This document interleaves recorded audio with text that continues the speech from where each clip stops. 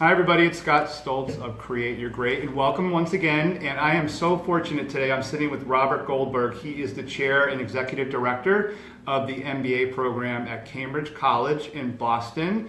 And very shortly I'm going to let Robert share a little bit more about his background and what he does here at the college. But I'm sitting with a very dynamic and unique individual who has already been sharing with me a ton of experience and wisdom around his business background. So we are actually about to record a podcast, and I wanted to go live so that you can check this out and listen in through Facebook, either now live or later on and record it. And if you jump on live, be sure to say hello. Feel free to throw in a comment or a question for Robert. I can tell you right now, you're going to be blown away by this discussion. He's got a lot of amazing experience, insight, and approach that we are going to share with you. Robert, thanks for being here with us. Well, thanks for having me. I appreciate it. Yeah, and I feel like I'm in your digs, so this will be fun, and thanks for sharing some of your time. So we're going to go live in just a sec on our podcast, or I should say recording, but and just so you know, I will do an introduction on the podcast for you too. But we're going to jump right in, so stay tuned because this is going to be fun, and send in some comments and feel free to share this video.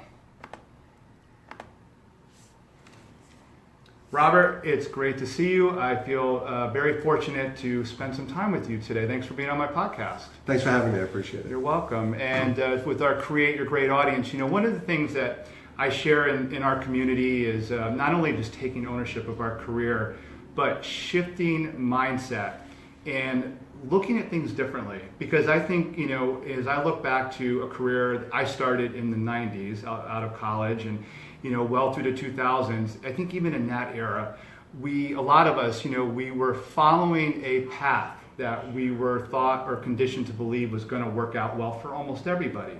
And I work with a lot of people now about, there's different ways to look at things and there are different things that you can create in your career. So as I have gotten to know a little bit more about your background and listen to you, I think you not only broke the mold on that, but you have a lot of great insight and wisdom to share. So let's start with this. It's like, what is it that got you started at some point in your life and your journey that said, you know what, you don't just have to have one job. I can run multiple businesses.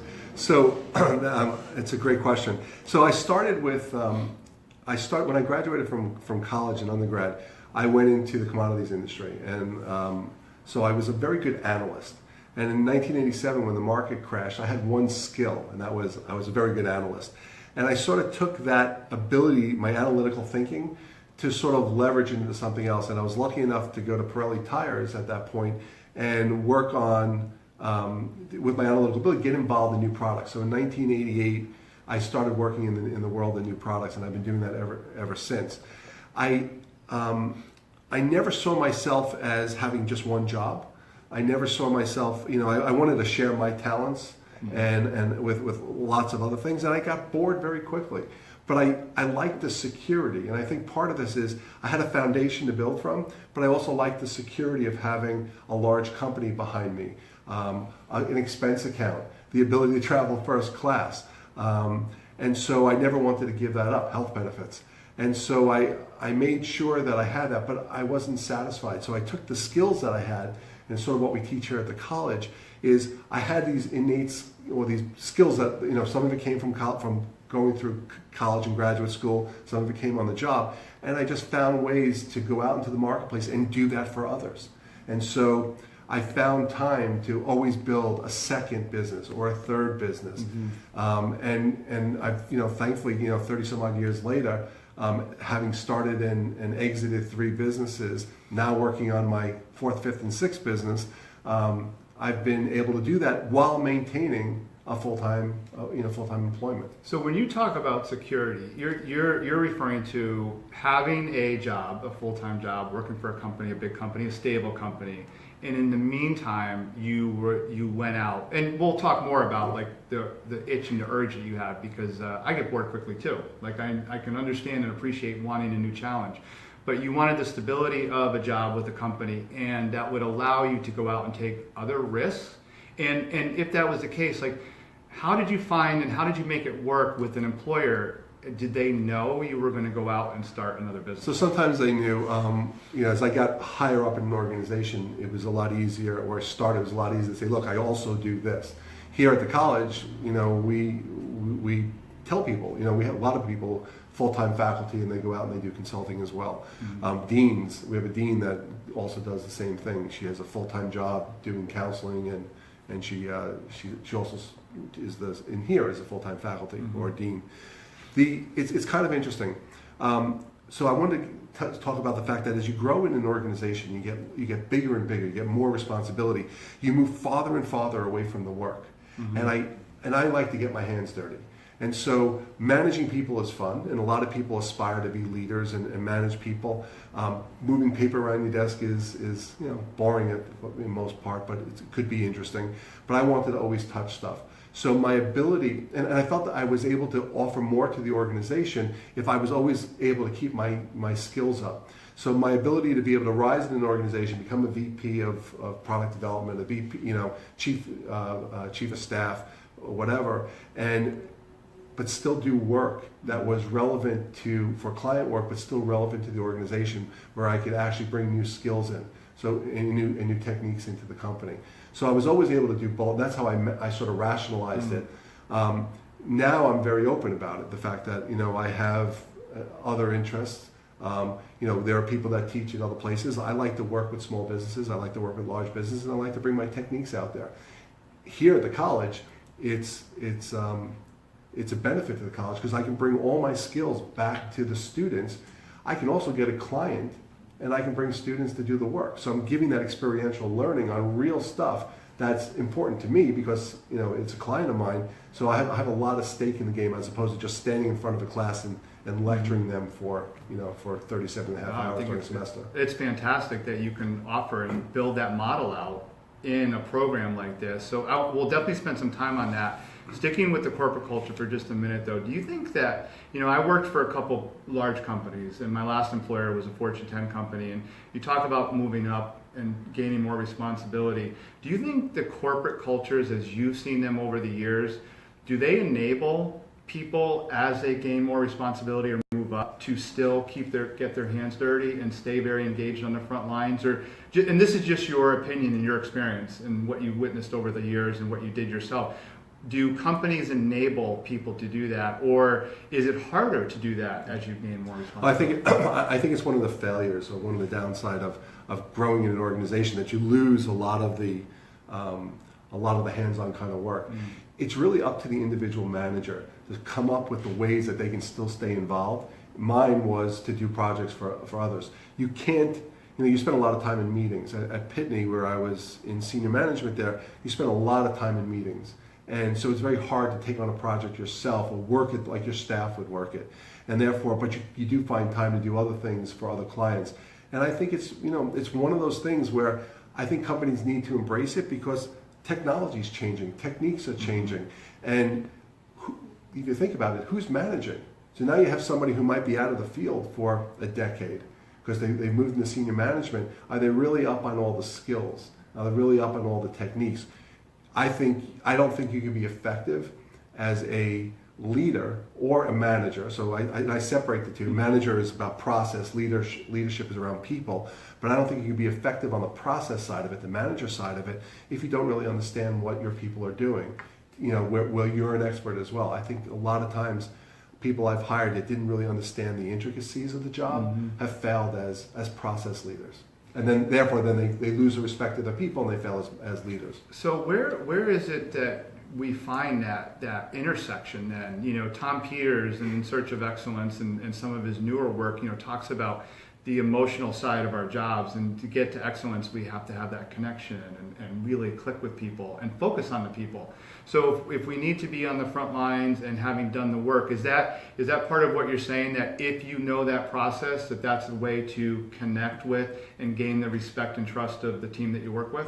Well, yeah, and part of it too is, I spend a lot of time talking about process because to me, process is what, and we were just talking about this before, process is what sells me. What that leader can do, what that senior person in an organization can do, is work on the process, is develop the process so that they're actually coming up with the ways things are done, productize, and put together the protocols for your team to follow, right? Therefore, it makes it easier for the team to stay on task, right? Because the process should manage them. You shouldn't be managing them. It's very hard to manage people. It's very easy to manage process.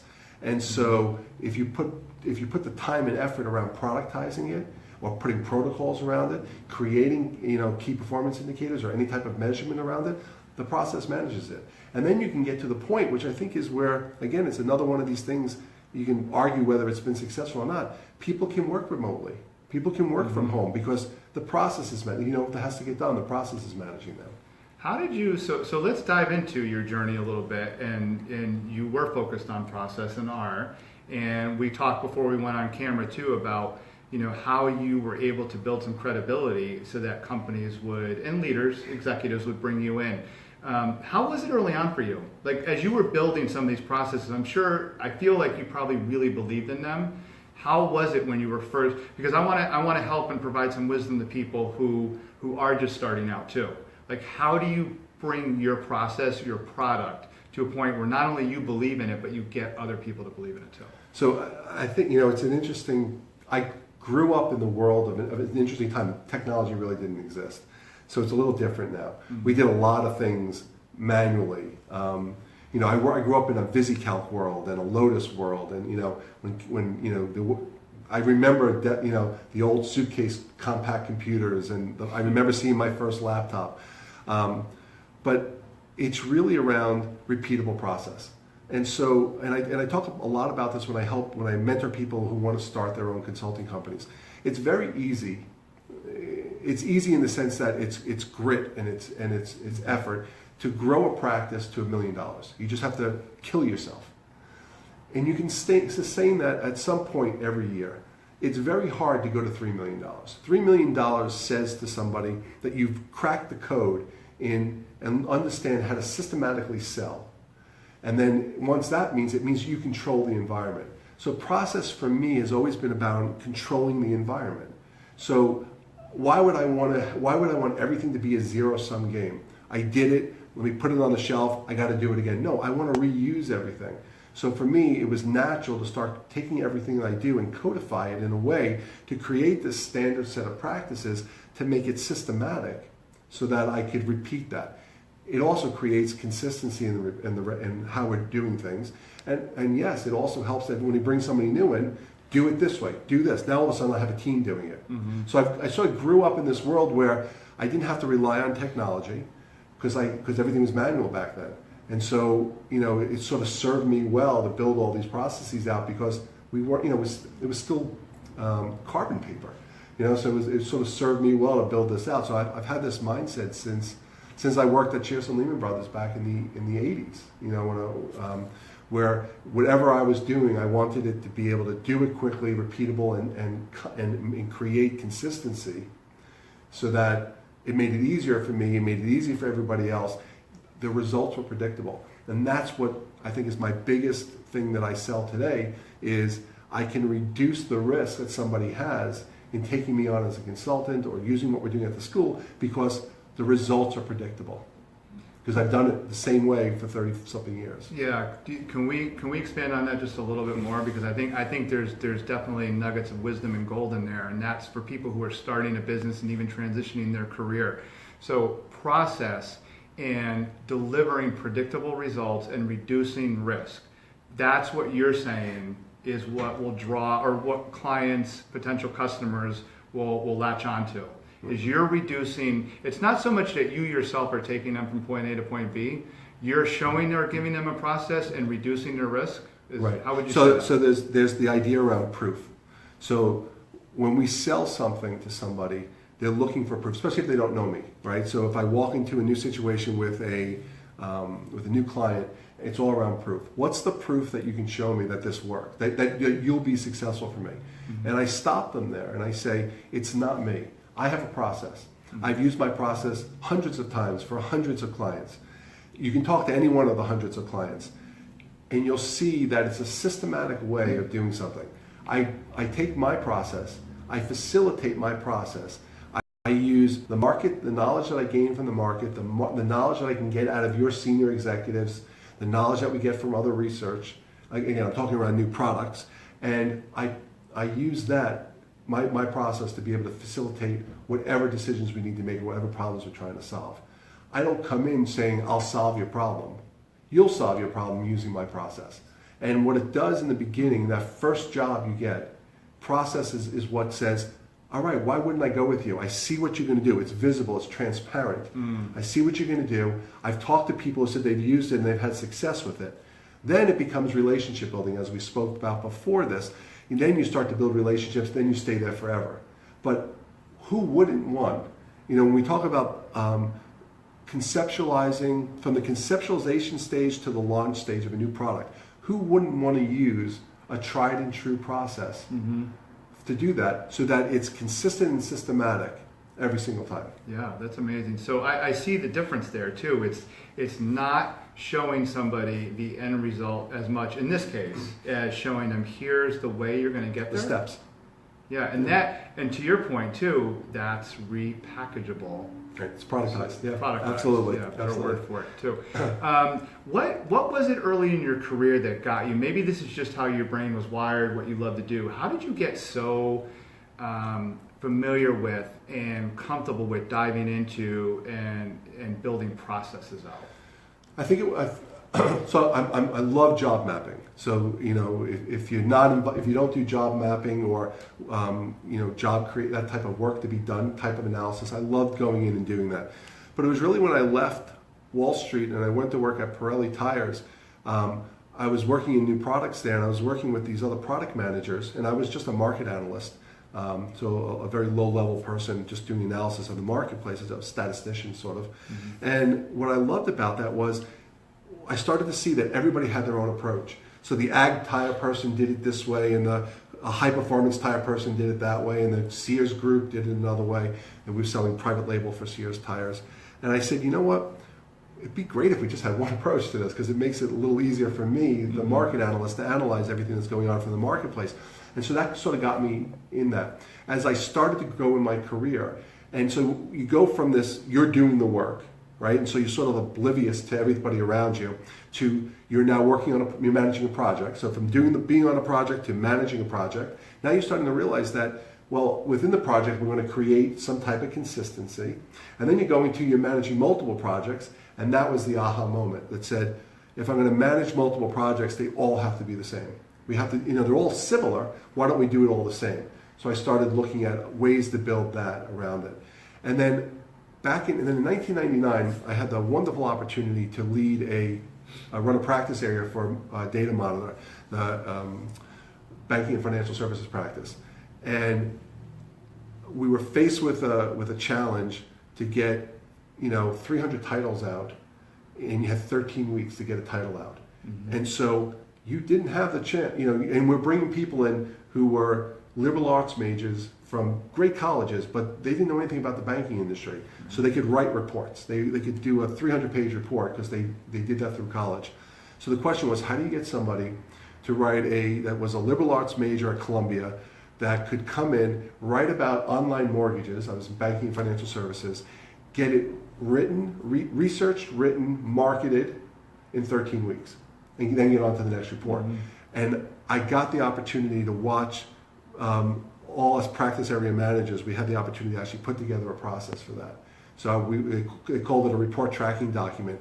And it was amazing to see the transformation of, 70 research analysts writing, across all different industries, not just my practice area, writing these reports, churning out titles every 13 weeks, where you had hundreds of reports coming out, every 13 weeks. And that's when I said, that's when I made that aha moment that said, you don't manage people, you manage a process, you lead people. And that was from there on, I've just lived in this world of making sure that everything that I do, the first thing is to document all the processes and then get that in place, then start making the change.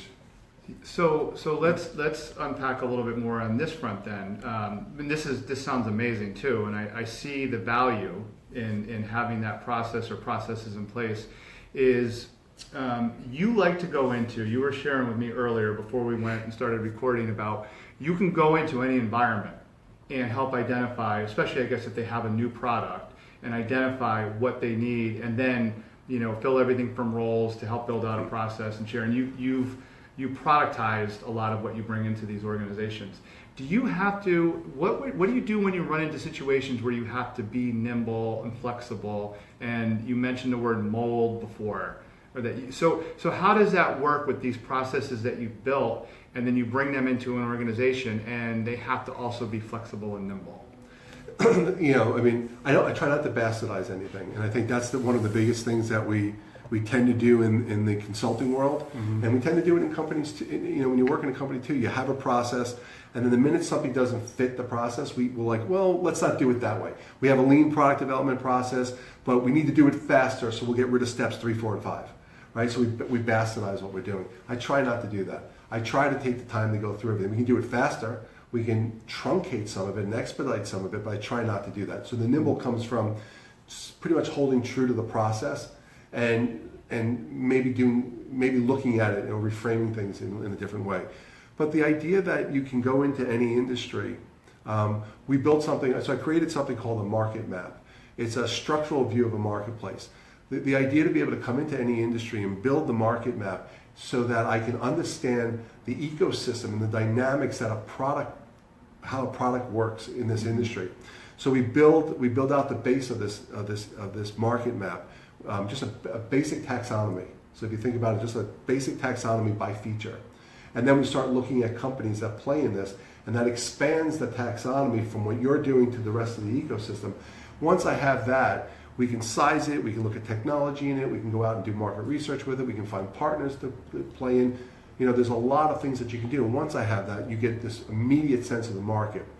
And once you have that, you then get the ability it fits nicely within my structure. And so you don't have to get to the point where you're saying, well, let me eliminate these steps. We never eliminate steps. When clients come back to me and they're like, I go out with a quote and I say, here's the price. And they'll say, well, can we lower the price? I'll typically say to them, I'll lower the price. The typical consultant will say, I'll lower the price, but I'm going to reduce the scope. That's a typical thing in consulting. I say, if your budget constraints are such that you can't afford to pay me what I think it's worth, I'll lower the price. Because again, I know I'm going to be there for the second, third, and fourth project. I'll lower the price, but I'm never going to change my process. Because I want you to get the value out of what we're doing, as opposed to trying to change the scope of what we're doing. You came to me for a certain problem. You wanted to learn something about the marketplace, or you wanted to launch a new product. Anything less is not going to help you achieve that. So again, it's how we're talking about this. It's my view of how we look at greed versus altruism. Right, the two extremes. I can be very greedy, lower the scope, right, or I can be very altruistic, give everything away for free. I have to, as a consultant, I have to try to find the mix. The middle ground for that on every project. It's not across the board. It's one thing. Every project is different. I'm sitting with Robert Goldberg, Chair and Executive Director of the MBA program at Cambridge College, and we're going to be talking very shortly about the program itself because you're doing amazing things here too. If you've started a business, thinking of starting a business, if you do any type of consulting or just direct customer and client work, there is a lot to gain from listening to Robert and his experiences. Robert, when we talk about doing more than one thing at one time or running multiple businesses, and I think in today's world there's an abundance of everything. From what we see at our fingertips to what's on the TV screen to the opportunities that are out there. What are one or two guiding principles that you share with people? I know you're a proponent of doing different things. But what's a guiding principle that somebody could really benefit by if they're going to start, if they have a full-time job or one business and they want to do something else too? So I'm not saying that people have to be like me where you have multiple things going. I have 5 emails now that I have to monitor on a daily basis. So I'm not saying that. But what I do advocate for is that there's no reason why you can't take a passion. We teach the students here at the school to find a passion and build a service-based business around it. There's no reason why you can't do that part-time while you're working at a company full-time. Full-time at a company provides benefits and stability that you don't get when you're starting up a company. And so there's no reason why you can't do both. You have to find the balance. Does it cut into family life? Yes. Does it cut into sleep? Absolutely. But at some point, in 2009, after a decade at Pitney Bowes, I decided that I had enough of corporate life, and I was able to transition out of Pitney and go right into Stages of Innovation, which is the company my last company that I built and sold. I was able to do that in November of 2009. I had clients, the business was able to sustain me, and I was able to move into there easily and work there full time. And you've always been driven too, as you've built businesses, to give. Well, I don't want to put words in your mouth. You can answer this. Like, how have you looked upon giving people opportunity in your businesses, whether it's a contractor or somebody who's going to come on staff full time, or how much of a role did that play in what you were building out? Did you get fulfillment out of opportunity you provided to other people? Yeah. So two things. One is I never saw myself so we just did new product research. I always saw myself as the entire value chain within new products. So whether somebody came to me for prototyping or engineering, even though I don't have any of those skills, I was always able to find somebody for that. So the opportunity for me to be able to go out and get these contracts, because we were doing the front end of innovation and the back end of innovation, just sort of not the middle part of building anything, I was able to go out and find people who had those skills and wanted those types of jobs. The other thing I realized is that I'm very good at at productizing service-based businesses and consulting businesses. And so it just became something I do for people. If you want to start a business, I'm more than happy to spend time using my tools and techniques to help you start a business. I do it here every semester with a class. We learn about what our skills are and where our passions are, and then we start a service-based business here at the school, and hopefully they'll continue. If they want to continue, I'm there to work on it with them and maybe even help them fund it. Do you look at your background and your philosophy and how you look at business and building a business? Did you, when you came into or took on this role, was that one of the reasons why it was such a good fit? Because to run or chair an MBA program, and I don't have an MBA, so I didn't go through one myself, but should it have somebody like you who's going to get down and dirty and work with a class or students and start a business, or at least model that out? So I think one of the problems in traditional schools is that you have a lot of academics running around, not enough practitioners. And so Cambridge College is an adult learning environment. We specialize in people who are in work, want to get to the next level, or want to transition into another job. And so who better than to have practitioners? I try to only hire professors and adjuncts that are practitioners as well. My platform for the school, so I sit in an endowed chair, graciously given by David Koch, and my platform for the school is really experiential learning. I want the students to be able to learn the skills and then go out there and apply the skills. And so the ability, to be able to bring more and more projects, live case studies, working with companies, projects. We started a management consulting company at the school. We do about five clients a semester. We have anywhere between 10 and 20 students in the program at any one time.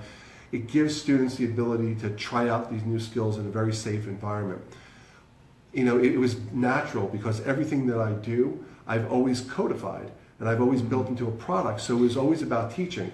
I wanted people to learn my techniques. I was fortunate early on in my career to really, I went through an MBA program, but I was fortunate in my career to learn from some fabulous people who taught me how to do this. It was on-the-job learning.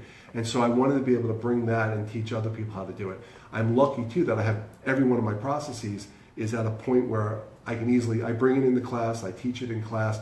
Everybody in the school, for the most part, if they've been in consulting or in one of my classes or in our capstone, which I just redesigned, has learned how to do market models, has learned a lot about my techniques on personas and how to think about marketing, how to think about segmentation. So again, not that I want the school to be around only my approaches, but I'm trying to at least give my view of the market and how I approach the market to the students here, and then let them make their own decisions on how they're going to use the tools or manipulate them and change them in the ways that make sense for them. Yeah, I think it's fantastic that, and we don't need to talk cost at all, but just knowing that the cost of education of schools of any level has gone up so much, and we don't want just that classroom work. We need to get hands-on practical experience, and it sounds like you really bring that. in this program. Well, look who we're fighting against now. You're fighting against free classes online. You're fighting against these certificate programs. And the point of differentiation is I can get your hands dirty early on. The other thing is I have impact into the community. I can go out, and I never knew this until I got here. Selling for free is the easiest thing. You go out to a company, you say, oh, you have a project to do? I'll do it for free because I have students who want to learn how to do it. It's the greatest thing ever. If I knew that was the easiest way to sell consulting, I would have done it years ago. But that ability to go out there and get project work, not only does it impact the company, because the company starts to see the quality of our students, but I can go into the nonprofit world, and we're doing more and more nonprofit work, and I can go into the nonprofit world and impact the community now, because now I'm taking my techniques, everything that I've built in the for-profit side, and I'm redesigning them for nonprofit. So I'm building maturity models. I'm looking at different ways to do facilitated sessions. I just finished doing the visioning session for the college. So I'm able to take all the skills that I have now and bring it into the nonprofit world, and I think we'll make a bigger impact because one, we have students that enjoy working in nonprofit and they need the help. So if we can go in, give them students and give them techniques and give them best practices, we'll, it sounds corny, but we'll change the world. Yeah, that is high impact. Do you see a lot of students? I know you've been in the role a couple of years, right? No, a year and a half. Year and a half. Okay, so more to come. You'll see in the years to come. But seeing students who stay in, maybe they go into consulting or starting their own consulting business, or just because of the tools that they learn and the opportunities that they've had at the school, right? Yeah, and I think every student wants to. A lot of our student body, especially our domestic students, are all working in very good jobs now, or very good companies. They always want to get ahead. But there's no person who's working today that shouldn't be thinking to themselves, how do I supplement my income? It's a very, it's an unpredictable world that we work in. And the one thing a company can't take away from you is your own client. So if you have a service that you can build and sell, and you have clients for that service, there's no reason why you can't do that on the side. We have in our community and many others that I'm tethered to, a lot of solopreneurs and people who are, and they're happy. They're good making an impact with 5 or 10 people, and they may scale, down the road. But speaking of impact, is what is your message behind that? You sort of just delivered it, but let's hammer that home for those folks that are out there. Is having something that, as long as you're impacting, are you familiar with Kevin Kelly and his, 1,000 True Fans? As long as you have that 100 or 1,000 people who really believe, who want you to show up every day.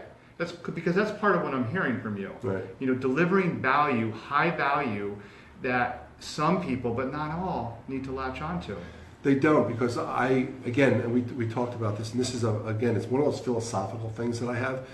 I sell a project to get in. Most of my clients, I stay for the 5th, 6th, 7th, 8th project. And the reason is I don't see myself, a lot of consultants make the mistake, this is what I do, and I'm only going to do that. Here's the project, and I'm going to deliver the project.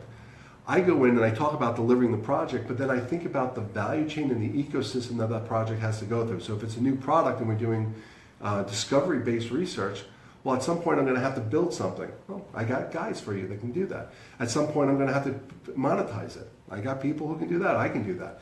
I got people who can do, trade show if you want to go launch it. So there's all those pieces. I see myself in the value chain. I spent a lot of time. I have a new product background, so I spent a lot of time in new products, but I also spent a lot of time really understanding where companies spend money within the ecosystem that I play in. Who else is in there? And everybody who I compete against is a specialist. They come in and they do market research, they do product design, they do trade shows. I say I do it all. I just work with third-party companies that I can bring in. And the biggest problem that companies have is the translation of the information when I have to hand it off. Well, I can hand it off. So you have me as the constant in that. And so I think there's a lot of misconception around where you play and how you do this. But, I go back to this idea. You can start small. You don't have to do the large projects. You can start small. You can start with 1 or 2 customers. I stay, the 1,000 fans.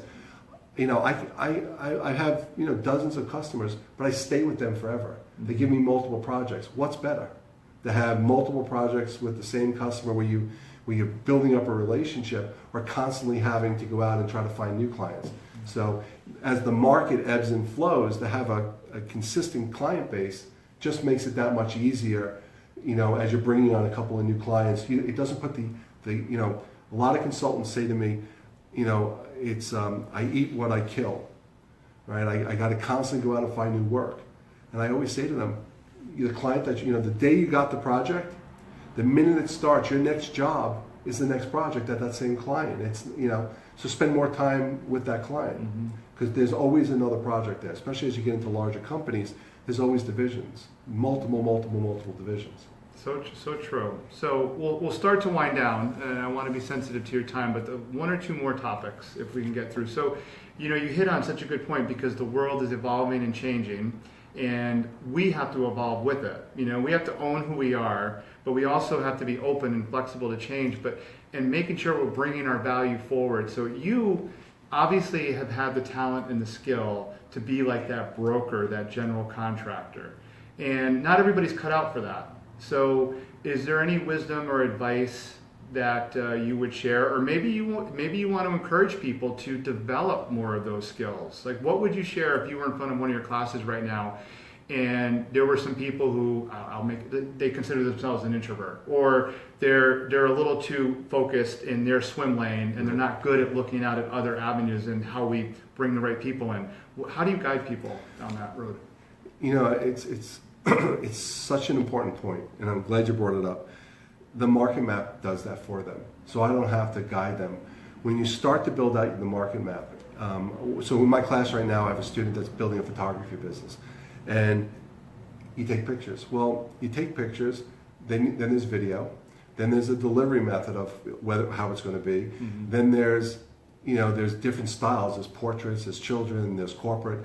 And when you start to see that, because you're looking at the structure of the marketplace, the ecosystem, and all the competitors, and this is one of those things. The answer is out there. No matter what you want to do, it exists out there already. You just have to be open to finding it. So the market map allows us to look at the ecosystem that your idea plays in and expand it. I call it expanding on the fringes, but expand it out, because the minute I put a competitor in, guess what? They're going to do more than your little idea. And then I find that next competitor, they're going to do more. It's always out there. We don't want to believe it. You want to go find a new job, you want to transition into HR? Well, go find a job listing. Everything you need to know about the job and what skills you need is in the job listing. So don't say, I don't know how to become a human resource person. Go look at that and then go figure out what skills you need to add to it.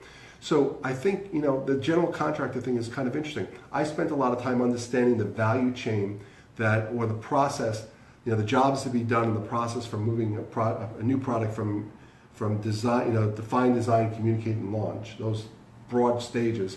And I just made sure that I understood them well enough so that I could sell consulting around it, and I built relationships up with people. So I have prototypers who will say to me, "Can you come in and do front end work?" I do front end work. I'll bring a prototyper in to do the prototyping work. So it's just understanding that it's not hard. Instead of people say, "Well, that's like boiling the it's ocean. It's a huge piece." No, just you can stay focused on you want, but just what you're offering and the way you're thinking about yourself is a lot broader. Your vision, your aspirational statement is a lot broader than just what you do. Your mission might be to offer really good whatever, targeted specific thing, but your vision is, my vision is I'm the one-stop shop for new product, from defining, designing, communicating, and launching a new product. That's a huge vision. My mission is that whatever. So I think that people who are trying to get into this business, if they spent more time looking at the ecosystem, go through the market. If anybody wants to learn about market maps, reach out to me. I'll send you the process. I'd be happy to work with you on it. But if you can go through that market map, you'll learn everything you need to know, and then you can start to see where you need to be, how you can actually act as a general contractor. It'll also tell you who you have to partner with. Well, I should partner with ABC company because they're doing this, I'm doing this. Or I should partner with this company, or maybe even build whatever I'm doing for this company to buy me. Right? It's all there. All the information we want in the world is there. You just have to collect it and organize it in a way that helps you make the decisions you want to make. Fantastic. Great guidance too. What's your vision for, last question on the school, what's your vision for Cambridge College, the MBA program? Are you and I'll tee this up and maybe you go a different direction, are you looking to grow it, or are you more, in your role, do you have to be more focused on the growth or on the content and what you're providing the students? Or both? Both. You know, having a school, an MBA program in the greater Boston area, we compete with everybody. And even though you think that you don't compete with the Northeasterns, you know, people are making decisions based on where they get tuition, scholarships, and whatnot. My vision for the school, again, because I'm an adult, so a height 30 plus, early 40 adult, I don't have the luxury to teach lots of theoretical things that they can't apply. So if I can get somebody to come in here, give them the tactical skills to be able to take that directly into the marketplace and get a job and do that. So we're working on things that are more, you know, we like to say at Cambridge College, we sort of keep the trains running. And so if I can work on the skill sets that can allow people to keep the trains running, that's what we're doing. We also think that we have some opportunities to work in other areas like nonprofit. We've been building a nonprofit leadership institute. We've been working on a lot of nonprofit consulting projects to sort of get our name out there. So we think we can do something sizable in nonprofit. And we also think that, you know, we're moving more and more into like data type of things.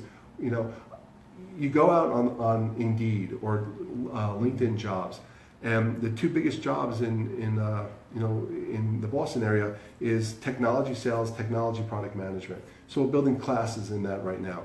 We want to build more and more classes around HR. We want to build, you know, things that our students are asking for, things that the market would come to us for, and then we want to wrap certifications around it. So we just came out with a PMP, the project management certification. We just came out with that. So we're providing test prep for that. We are looking at SHRM right now. So we want to be able to give our students an education, give them the hands-on experience, package them differently, and then give them the certifications that show they have the expertise in the areas that they want to go into.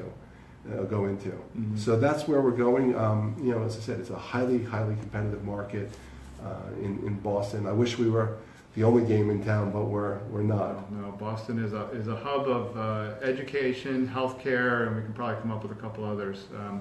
So for the school, for the college, where would you steer people? Where would people find more information? Obviously online, but where would you encourage people to look for more info on the MBA program at Cambridge College? So if you go online, cambridgecollege.edu, you can find information about the college. You can go to the academic side and go into the School of Management, and there's a lot of information there. If you go into the staff, you'll see me right up front on the staff. Feel free to reach out and email me, call me. Come to the college. We have a new location of 500 Rutherford Avenue in Charlestown. Mm-hmm. I'm happy to have anybody come to the college and see our new facility. It's state of the art in the technology that we have here. It's a great feeling. It's bright and alive. And so it's a great place to be on any night or any weekend. We have flexible classes too, so we definitely understand the adult learner. Our classes are at night, and we do intensives on the weekend. So it really works around somebody who wants to work full time.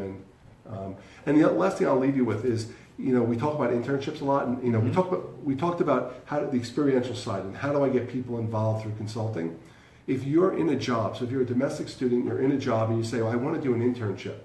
I'll go inside your company and I'll work with your company to actually find a project for you. Because a lot of times the company sees you one way, until we break you out of that mold and give you a project to work on, they'll see you a different way. And that's how you start to get, if you want to transition into a higher role, if you want to transition into a new role, we can be very influential in doing that as well. So it's not just, well, I'm going to come to school, I wish I could do an internship. No, come to school and we'll make an internship for you at your company. Very impressive. That's amazing. So this message is not just for students or future students. And if you are, and you're considering a grad program or an MBA program, this is a school and you're in the Boston area, and Robert Goldberg, look them up. But also, if you work for an organization, a business, a nonprofit, it sounds like there's a lot of great synergy there that you guys can partner up, and you're already doing that. So. Right. We'll take projects for any nonprofit or for-profit company or company. We have students that are always looking for internships, and if they need training, we offer customized training. That's great stuff. Robert, thanks so much. Thank you so much for coming to the school, and thanks for having me. Thank you. I'll see you all again really soon, I hope. And if you tune in later on Facebook, make sure, comment. We'll put some more notes in the comments about how to find Robert and look up Cambridge College. This is great wisdom, and I hope you all got something out of it. I will see you again real soon.